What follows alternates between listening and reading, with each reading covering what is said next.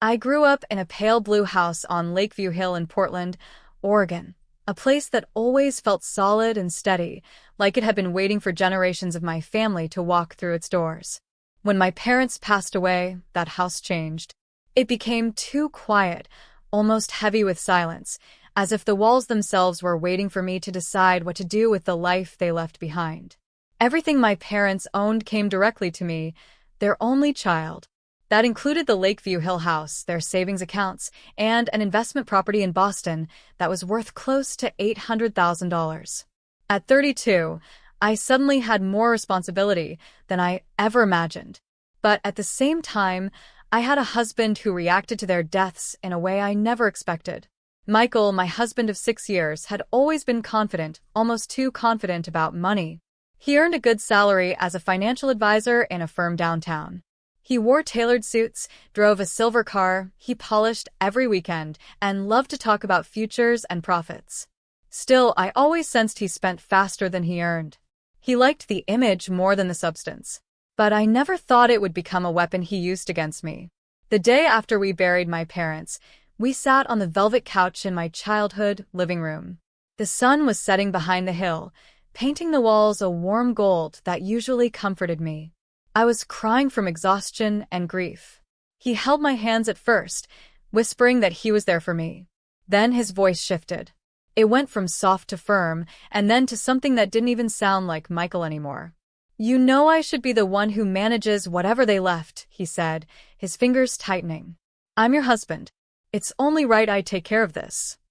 His words didn't match the moment. I felt like someone had poured ice water down my spine. I told him I wasn't even ready to open the will. I told him I needed time. But he wasn't listening. He kept asking how much they left, what properties there were, when the money would be available, and what accounts we could combine. He had never pushed me like this before. It was as if my grief had opened a door inside him that greed walked straight through. Over the next few days, he asked the same questions again and again. He cornered me in the kitchen, in the hallway, even outside, while I tried to breathe on the back porch. Each time he spoke about the inheritance, his tone hardened. He kept saying, "We need to secure our future. This is serious. And you don't understand how to handle large money." His words cut deeper than I wanted to admit. One night, after yet another argument where he asked for account numbers and access to documents, something inside me broke. I needed to know if he loved me, or if he loved the idea of my parents' money. I needed to see who he truly was beneath the man he pretended to be. So I lied. We were standing in the kitchen, the lights dimmed, the house silent except for the hum of the refrigerator. I took a deep breath and said, "There's something you should know. I'm not the heir. Claire is." Claire, my younger sister, lived in Denver and had always been jealous of me. She was beautiful, charming, and reckless with money. I knew Michael liked her confidence, even though he denied it. So when I said my parents had left everything to her, it was like watching a match fall into gasoline. He froze at first. Then his face turned red, and anger twisted every line of his expression. "What do you mean she's the heir?" he demanded. "They trusted her? Not you." I nodded, pretending to be embarrassed. "Dad said I wasn't responsible enough. Claire gets everything." It was the first time I saw the truth in Michael's eyes. He didn't ask if I was okay. He didn't comfort me. Instead, he shouted that I had failed, that I was worthless, that my parents had been right to trust someone else. "You've never achieved anything," he yelled. "No wonder they didn't leave you a dime." He stormed out of the house, slamming the door so hard the picture frames rattled on the wall. I stood there alone, shaking, realizing that the man I married didn't see me as a partner. He saw me as a path to wealth. And the moment that path closed, he no longer needed me. The next morning, he came back only to pack his clothes. He didn't look at me. He didn't ask if I was okay. All he said was, "We're done," and that he would send divorce papers. 3 weeks later, I received a photo that made my stomach turn. My sister, Claire, is smiling in a white dress, standing next to Michael at a courthouse in Colorado. They had gotten married. I stared at the picture for a long time, the phone shaking in my hands. Michael hadn't just left me. He had left me to chase a lie I created. He married Claire because he believed she was the heir. He thought he had married into my parents' money. He had no idea the truth was the complete opposite.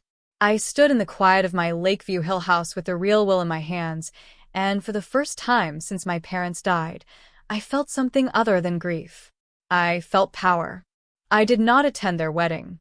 On the day Claire married the man who had once promised forever to me, I sat on the back steps of my Seattle house, drinking coffee from a chipped mug and listening to the wind move through the cedar trees in my yard.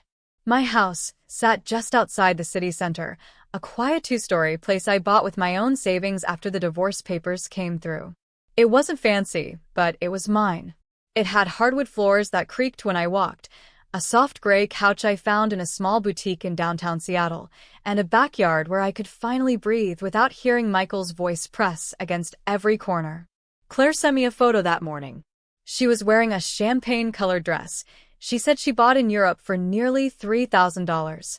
The fabric sparkled in the sunlight like it was made of gold. Michael stood beside her, wearing a tailored navy suit and a grin so wide I could almost feel its arrogance through the screen. She had typed, "Wish you were here," under the photo, but I knew she didn't mean it. Claire wanted me to see what she had taken from me. She wanted me to feel small. I didn't reply. I set the phone on the table and went back to watering the roses I had planted 2 weeks earlier. Red ones for my mother, white for my father. I didn't need a ceremony to feel anything more than I already did. The truth inside me was a better comfort than anything they could show off in a courthouse in Colorado. 2 months went by quietly. I worked, I breathed, I grieved, and I rebuilt myself in ways I hadn't expected. Then one afternoon, I got a text from Claire. "We need to talk," it said. "We'll come by your place." My heart beat once, hard, but not out of fear. More like anticipation. I knew the moment I saw their message that they weren't coming for peace. They were coming to parade their new married life. They arrived that Saturday afternoon. Claire stepped out of the car first, wearing a white coat that matched the Denver snow she probably imagined she deserved. Her diamond ring hit the sunlight in a way that made me blink.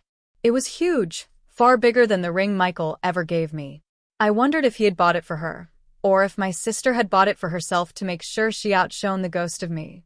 Michael followed behind her with the same smug smile I had seen 1,000 times when he believed he had won something. His eyes traveled through the doorway and into my living room like he was inspecting the value of everything I owned. It was the same look he used when he checked real estate listings or investment accounts. "We wanted to talk like adults," Claire said, stepping into my house without waiting for an invitation. She looked around and raised her chin, as if she expected something grander, something more polished. "Your place is cozy." Michael smirked. "Small," he corrected her softly. I stood near the fireplace, hands folded, watching them move through my home as they owned it. They sat on my couch, and for a moment, I felt like a guest in my own space. Michael leaned back with one arm over the cushion, his eyes roaming over the room. "You've always settled for less," he said. "I guess nothing's changed." Claire laughed, tucking a strand of her blonde hair behind her ear. "She's always been like this," she said. "Never aimed high, never really understood what life could be." I let them talk. I let their words settle in the air like dust that would eventually blow away. I kept my face calm, my eyes soft, my voice silent. I remembered every moment leading to this. I remembered the night I lied about the inheritance. The night I told Michael that Claire was the heir. I remembered the way he had left me without a second thought, how he filed for divorce the next morning, how he had run straight into my sister's arms because he believed she carried my parents' wealth. And now the two of them were sitting in my house, laughing at me, believing I was the one who had lost. I didn't respond. Silence was my shield. Michael stood up and walked toward the window. "You know," he said, "your parents made the right choice. Claire has drive. Claire has ambition. You never did." He turned and looked at me with an expression so cold it almost cracked the air around him. "No wonder you got nothing. You can barely run your own life." Claire linked her arm with his, her ring flashing. "But don't worry," she said sweetly. "We'll help you when we can." Family takes care of family. The irony almost made me laugh. Because the truth, the real truth, sat locked in a safe inside my bedroom closet. The will, the deeds. The documents named me as the sole heir to everything our parents had built. The Lakeview Hill house, the Boston rental property, and the savings accounts that together added up to nearly $1.3 million. All of it was mine. My parents had trusted me, not Claire.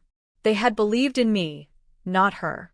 And yet here she was, sitting on my couch, wearing a diamond ring paid for by a man who thought she carried the fortune I actually owned. I stood there quietly, letting their arrogance fill the air between us. I wanted them to continue believing the lie a little longer. I wanted the moment of truth to come when they least expected it. I wanted to watch the instant when Michael realized he had destroyed his own life, not mine. So I smiled gently, the kind of smile that holds a secret underneath it. And they didn't notice a thing. The turning point of everything came on a gray Wednesday morning when my phone started ringing nonstop. I had just stepped out onto my back porch in Seattle, holding a warm cup of coffee and trying to enjoy a small piece of peace. But the nonstop buzzing made my stomach tighten. When I checked the caller ID, I saw my sister's name flashing on the screen. Claire never called me unless she needed something. When I answered, all I heard at first were sobs. Loud, breathless sobs that made her words break apart. I stood there frozen, coffee still in my hand, staring at the wet grass under my feet. "Slow down," I said. What happened? It's the house, she choked out. The Denver house. Everything is falling apart. The roof is leaking. The pipes cracked. The basement smells like something died in it. The inspector said we need almost $50,000 in repairs. $50,000. We don't have anything saved. For a moment, I said nothing. My heart didn't soften. My voice didn't tremble. I just listened. Then she added the part that made every piece fall into place. He said you would help us, she whispered. He said you inherited money. He told me you're rich. Ah. There it was. Michael's voice is behind everything. His lies, his assumptions, his desperate hope that the fortune he failed to secure through me would magically come through my sister's door. Please, Claire said, her voice small and frightened. We're family. You can't let us drown. I didn't answer her right away. I told her to come to my house, so we could talk in person. She agreed immediately, and within an hour, their car was pulling into my driveway. When I opened the door, I saw Claire first. Her eyes were red, her makeup smeared, her coat hanging loosely around her shoulders like she had thrown it on without thinking. She looked nothing like the glowing bride she had sent me photos of months ago. Behind her stood Michael. He looked tired. His hair was messy in a way I had never seen before. His hands were shoved inside his pockets. His jaw was tight, and he wouldn't meet my eyes. Pride was eating him alive from the inside out, but desperation had dragged him here anyway. We need help, Claire said softly. I stepped aside and let them in. We walked through the hallway and into the dining room, where the long oak table stood polished and ready. I had bought that table with my own money when I first moved into the house. It was heavy, steady, and strong, the exact opposite of what my marriage had been. I sat on one side. Claire and Michael sat across from me.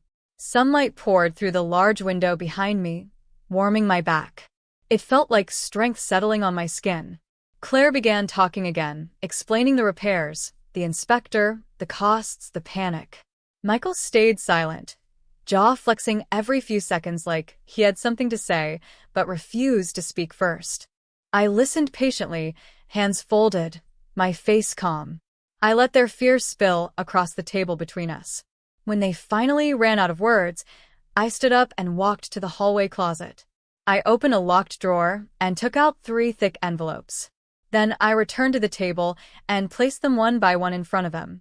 The will, the property deeds, the bank statements, all with my name printed clearly on every page.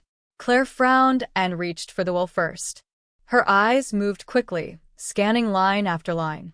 She blinked. Then she blinked again. Her mouth parted just slightly. Michael leaned forward. What is this? He whispered, though his voice already knew the answer. I sat down slowly and folded my hands again. "This," I said softly, "is everything you thought she had." Claire looked up at me with wide eyes. But you said." "I know what I said." Michael grabbed the deeds next. His hands shook. He flipped through the pages like he was searching for his own name, some hint, some mistake, some loophole he could cling to. There was none. "This can't be real," he said, barely breathing. "You told me you had nothing. You told me Claire was the heir." "I lied," I said simply. "I needed to know what mattered more to you, me or money." The room fell silent. The kind of silence that weighs heavily, like a stone pressing on your chest. Claire's face started to crumble. She covered her mouth with her hand, her eyes filling with a different kind of fear. Not the fear of losing money, the fear of understanding what her marriage really was built on. Michael stared at the documents like they were grenades that had just landed in his lap. His chest rose and fell rapidly. His face twisted into something dark and furious.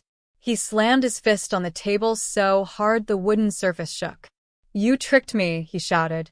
"You lied to me on purpose. You kept what I deserved." I didn't flinch. I didn't raise my voice. I just watched him fall apart in front of me. "I didn't take anything from you," I said. "You took yourself out of my life the moment you chose money over love." Claire's chair scraped back as she stood.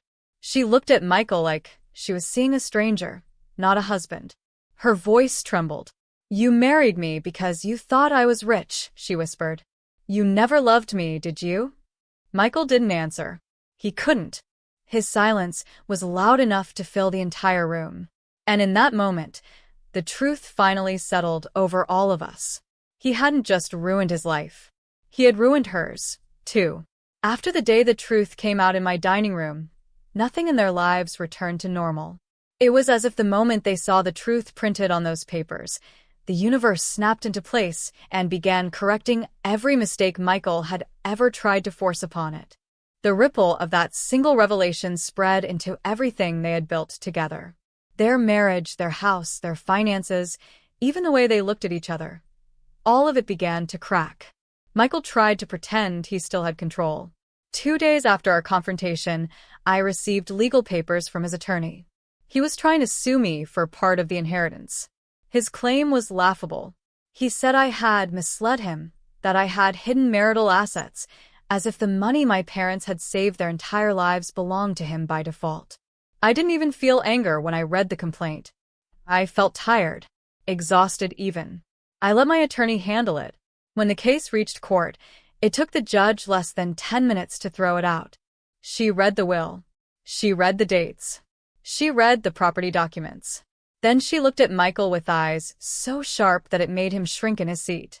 She asked him if he understood what clear legal ownership meant. She even questioned his mental state for filing something so poorly grounded in law. I watched him leave the courtroom red-faced and trembling with humiliation. That was the beginning of his downfall.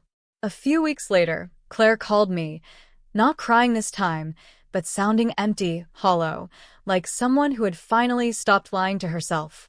"He used his company's credit card," she said quietly. "They fired him today."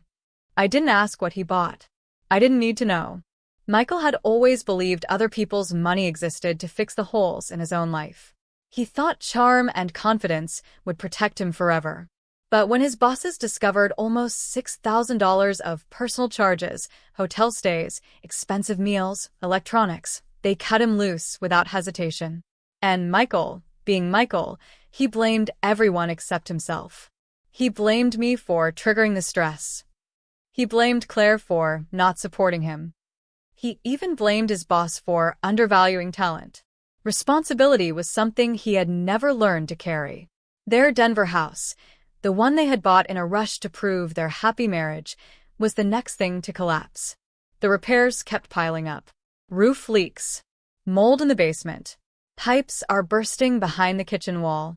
An electrician told them their wiring was so outdated that it was dangerous. They tried to sell the house, but the market was down, and the repair list scared buyers away. When they finally managed to sell, they got far less than what they had paid. They walked away with almost nothing. By then, their marriage had turned into something brittle and sharp. Arguments over money became arguments about blame. Arguments about blame became arguments about trust.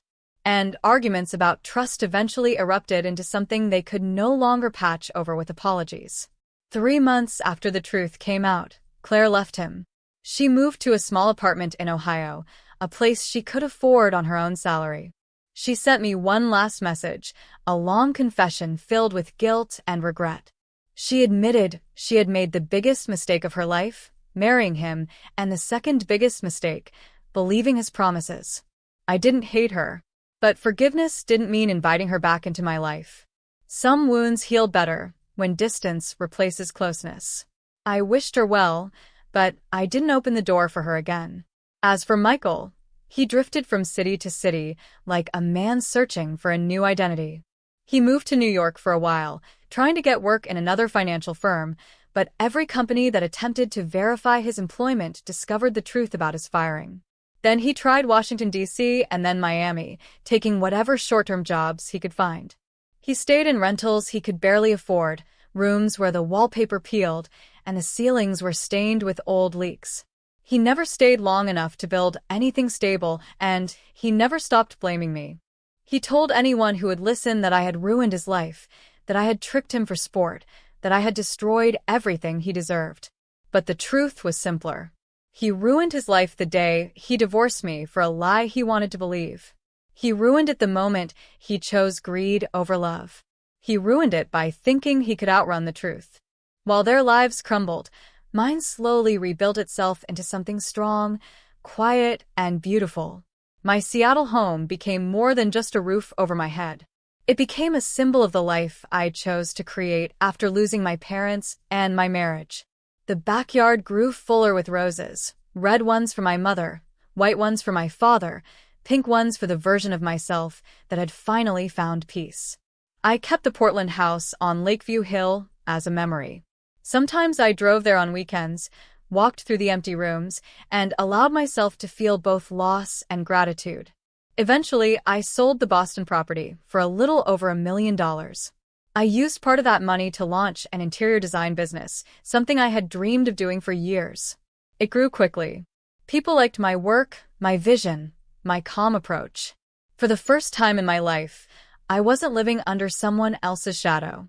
I was building something that belonged only to me. And that became the sweetest part of my story, rising not because someone pushed me, but because I finally stepped into my own strength. I don't tell this story for revenge.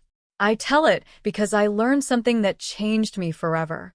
Sometimes life removes people before they can destroy you completely. Sometimes the world tests you by taking away the people you thought you needed, only to show you that you were strong enough to stand alone. And sometimes the worst thing someone does to you becomes the best thing that ever happened. Because when evil tries to steal what is yours, you don't always have to fight back. Sometimes you just watch them trap themselves in their own greed and walk away stronger than ever.